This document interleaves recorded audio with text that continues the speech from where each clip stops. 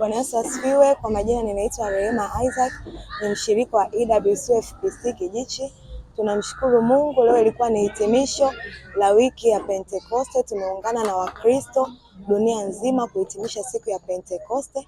Tunamshukuru Mungu, tumekuwa na ibada nzuri sana, ibada ya baraka. Tumemuona Mungu, watu tumejazwa kupita kawaida, watu wamefunguliwa, wagonjwa wamepona. Tunamshukuru Mungu sana, ametuhudumia kwa namna ya tofauti. Tumeenda muda mrefu lakini watu bado hatujachoka.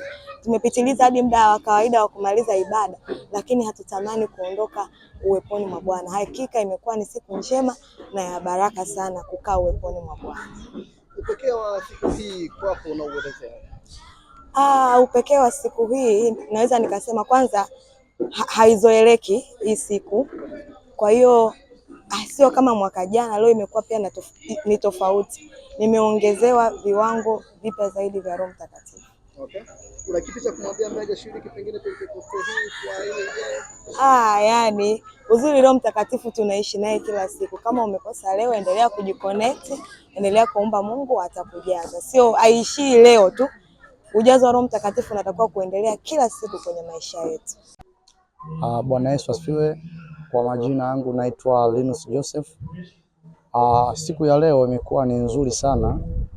Tumepokea nguvu za Roho Mtakatifu na tumeona katika mahitimisho haya kupokea Roho Mtakatifu ni mahitimisho ya Tanzania na duniani kwa ujumla. Tumepokea vizuri na tumeona Mungu akitenda kazi kwa kila mmoja mmoja, na pia tumefundishwa kwamba Mkristo ambaye ameokoka hawezi kuwa kilele mama, bali atakuwa akiwa kwenye misingi husika na anaishi katika kumpenda Mungu. Lazima uwe mtumishi wa Mungu uliyeshika neno, na tumeona kweli Mungu akitenda kazi kupitia hivi. Utofauti upo kwa sababu Mungu ni mkuu, anatenda tofauti na vile tunavyofikiria. Watu wamezoea kusali kwa mazoea, lakini leo imekuwa tofauti. Roho wa Mungu ameshuka, amemjalia kila mmoja kulingana na kitabu kile cha Matendo ile sura ya kwanza inavyoanza kuelezea Mungu aliposhuka. Tuliona kabisa zilitokea ndimi zilizogawanyika, kwa kila mmoja wao akanena kabisa. Kwa hiyo tumeona Mungu akitenda kazi, na sisi hapa EWC Kijichi tunaendelea kumuona Mungu na tunaenda kumsifu Mungu. Tunakaribisha wote ambao wako maeneo ya Dar es Salaam na kwa Tanzania kwa ujumla. Ibada zetu ni nzuri sana na zina nguvu. Tuna mchungaji mzuri anayetufundisha kuwa na nguvu na kumjua Mungu. Amen. Bwana Yesu asifiwe. Kwa majina yangu ninaitwa Angel Simon Kasole. Nimehudhuria ibada hii ya hitimisho la wiki la Pentekoste. Hakika ibada hii ilikuwa ya baraka sana. Tumeiona nguvu ya Mungu. Tumefundishwa kwamba bila kutikiswa huwezi ukatumika. Tumeiona hiyo katika Matendo ya Mitume, ambapo wale mitume wa Yesu Kristo waliogopa kwenda kuhubiri Injili, lakini baada ya kujiwa na Roho Mtakatifu mahali pale pakatikiswa. Hivyo na sisi tukaiadhimisha siku hii kwa kutikiswa na Roho Mtakatifu ili tuweze kuitenda kazi ya Mungu kwa ujasiri. Hakika ibada hii ilikuwa ya baraka sana. Tumeziona nguvu za Mungu, waliofungwa wamefunguliwa, tumepata amani. Tulikuwa tunapitia changamoto, lakini kupitia ibada hii Mungu ametuonekania sana. Amen. Mungu awabariki. Amen. So kwako ni juu ya hitimisho la wiki ya Pentekoste. Kwako limekuwa na tofauti wa namna gani?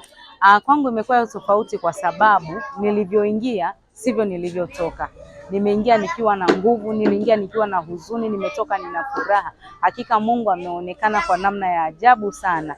Yaani sina maneno mazuri ya kuelezea, lakini ninaweza kusema kwamba nimetoka na utofauti mkubwa. Yule angel aliyeingia asubuhi sio angel aliyetoka mchana. Tunamshukuru Mungu kwa utukufu wake. Leo tumehitimisha Pentekoste kwa furaha kabisa. Tumemwona Mungu kama vile ilivyotokea siku ya Pentekoste. Hata sisi tumemwona Mungu akituhudumia kwa namna nyingine tena. Ametuamsha, ametukumbusha umuhimu wa kujaza Roho Mtakatifu, na Roho Mtakatifu atusaidie kuifanya kazi ya Mungu, kuwa mashahidi wa Mungu. Maana Yesu alipoachia Roho Mtakatifu, maana yake wale watumishi wa Mungu wakafanyika kuwa watumishi wa Mungu, wakawa mashahidi wa Yesu. kwa kuitangaza habari njema kila sehemu. Ile nguvu ya Roho Mtakatifu inatuwezesha kumtumikia Mungu sasa kwa ujasiri, bila woga, bila mashaka. Hapo tutakuwa tunamtumikia Mungu kwa sababu Mungu ametupa nguvu, ametupaka mafuta kwa Roho wake Mtakatifu. Basi siku ya leo tumejifunza maneno mazuri ambayo yametuinua nafsi zetu tena. Mungu ametukumbusha tena umuhimu wa kujazwa nguvu za Roho Mtakatifu, na kwamba tukishajazwa Roho Mtakatifu basi tuwe na ujasiri wa kumtumikia Mungu, maana hatutakuwa peke yetu. Roho Mtakatifu atakuwa ni nguvu yetu, na tutakuwa na nguvu, na tutamtangaza Mungu, tutakuwa mashahidi wake kweli kweli, kwa kuwa Mungu ametutia nguvu, na hiyo nguvu itusaidie kuwa watumishi wake kuanzia Yerusalemu, maana yake hapa tulipo, hadi miisho ya ulimwengu wote, kwa utukufu wake. Amina.